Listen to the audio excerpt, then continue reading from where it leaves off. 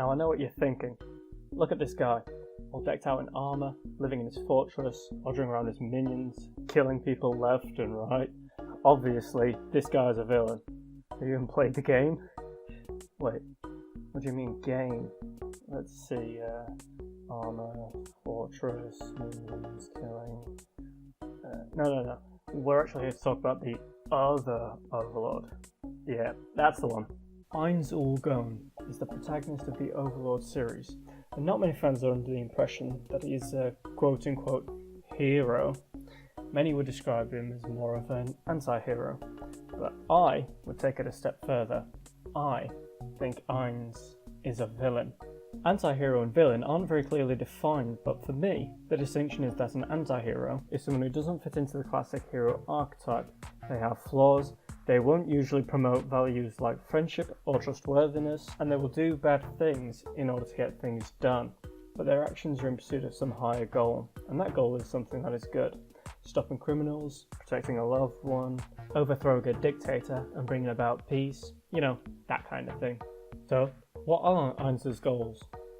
Well, after being transported to another world in the body of his character from a popular virtual reality game called Yggdrasil, Ainz found himself in Nazarick, the home and guild headquarters that he and his friends had built, surrounded by the NPCs there that created together, but in a completely different location and environment. Some of the game mechanics don't work in this new world, and the NPCs from Yggdrasil seem to have become living things, able to do tasks that were impossible in the game.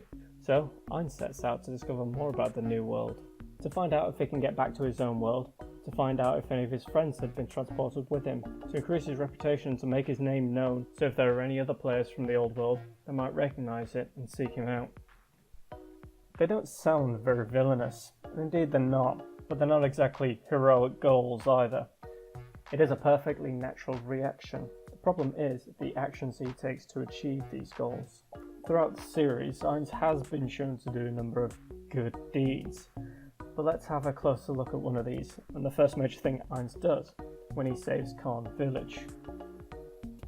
After surveying the land around Nazarick, Ainz happens upon a village that is under attack by what seems to be a group of knights. Villagers are being chased down, killed, and left to rot in the street. As any hero would, Ainz ain't having none of that. He intervenes, repels the attacking knights, and saves the village, healing the injured as he goes, and declares Khan to be under his protection. All because it's the right thing to do, right? Well, not exactly. When first realising the village was under attack, his first instinct was, ignore it, it's not my problem. Only after remembering his friend Touchme, who saved him back in Yggdrasil, did he decide to step up and intervene in order to live up to Touchme's ideals. At least, that's what he claims. But, as I aim to prove in this video, he never really does that, and reveals his true intentions almost immediately after. The real reason he steps in is to test his strength. And he actually only heals one villager. What about that guy? Screw that guy. You gonna heal either of them? Nope. How about that one? It's probably too late for him anyway. Don't you think you should at least check? Nah, I'm busy trying to look like a badass. And once the fighting is over, he leaves the villagers to their lives, knowing he did a good thing. I'm just kidding, he demands money and badgers the village leader for information.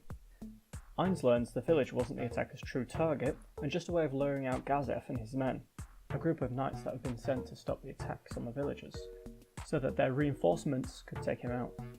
Gazef is a noble person, who in spite of knowing that he doesn't have enough men or skill to take on the opposing army, and realises that if they do fight, they will die, decides to sacrifice himself in order to let everybody else get away. But his men are too loyal to run, and they join him in the fight anyway. And Ainz, well, Ainz just lets them charge to their death.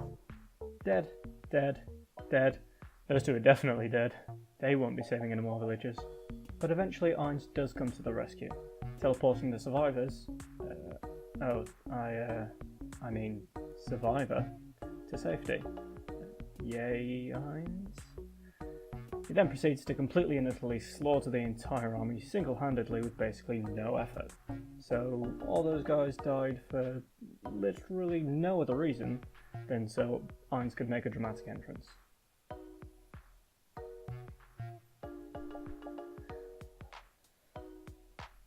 In the second season, we are introduced to Lizardmen, a group of tribes that live in peace out in their villages. They seem like peaceful people. The tribes have fought between themselves in the past, but that seems to be behind them now. Ainz discovers the Lizardmen, and orders Coccardus to eradicate them, so that he can turn them into an undead army. He is eventually convinced to spare their lives, but only after Demi-Age posits that they'll be more useful to Nazarick alive, as a social experiment, so they decide to rule over them instead. Ainz turns up, showing off as usual, and tells the lizardmen to prepare for a battle. If they win, Ainz will leave them alone. But if Coccardus wins, Nazarick will rule over the surviving lizardmen. The lizardmen, recognising they have no chance of winning, do the smart thing and immediately and without resistance submit to being ruled. But that'd be too easy. No, Ainz demands that at least some of them have to die. There's no real reason for this except to stroke Ainz's "look at me, I'm so powerful" boner by showing off that they can't even beat one of his lackeys. It seems that Ainz only cares for those under his command. Or does he? Indeed, he has been shown to care about his immediate subordinates at least. When Entema was injured, he was quick to anger at the one who had fought her, but quickly put that aside.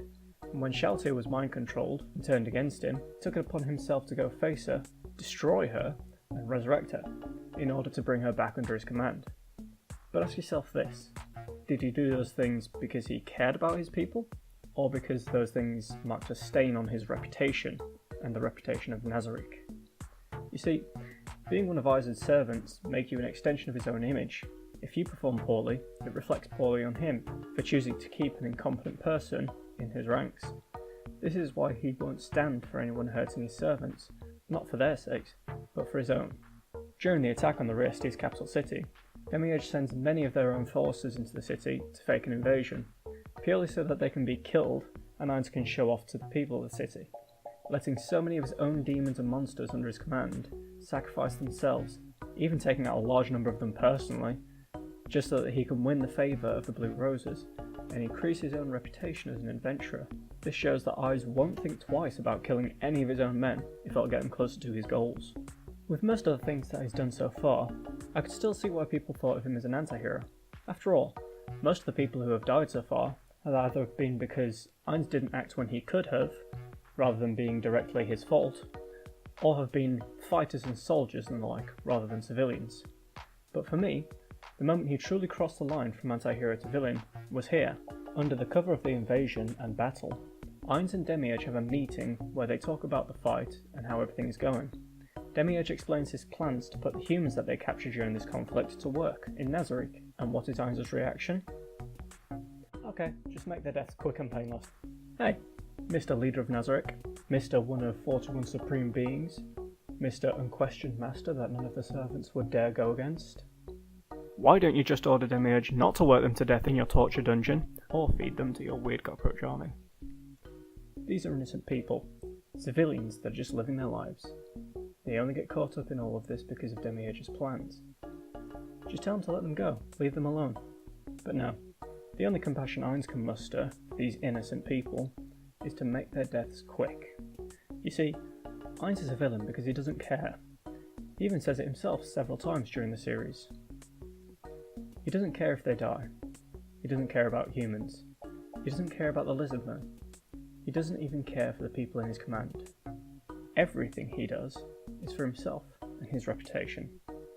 And then there's Season 3. Oh boy, Season 3. This is where Ainz really lets his true colours show. So we're going to do a quick fire round and count off all the people who have died because of Ainz. So, he kills a bunch of adventurers after them begging for mercy and even sacrificing themselves to save their friend, who Ainz sends Shaltir to kill anyway. He sends an ogre and troll army, led by the Giant of the East, to attack Calm Village, which he's promised to protect. It's never really explained why he does this, so I guess it's for shits and giggles. He fails to come to that same village's aid when they're attacked by the Riesti's army, leaving them to fend for themselves. Wait, you're telling me nobody died in either of those attacks? Well, I guess all the soldiers that were attacking the village died. He sends Aura and Mare to the Baharuth Empire, where they murder, let's see, 26, 48, 39, carry the one, at least 211 people, just to send a message, and would have even destroyed the whole palace if they knew the Emperor wasn't there. That's all the soldiers we just counted, all the government officials that are present, all the nobles, and all of the maids and servants that are just there doing their job. And I feel like I'm forgetting something. What was it? Oh, that's right. He He instantly murders 70,000 people, sacrificing to who knows what deity, in order to summon 5 gigantic demonic killing machine creatures, and lets them rampage through the rest of the army, killing thousands more. And then he kills the one guy who's been shown to be the most heroic and selfless man in the entire kingdom, someone who does the right thing simply because it's the right thing to do. The thing is, Ainz thinks he's a good guy, the fans think he's an anti-hero, but his actions reveal him for what he truly is, a villain.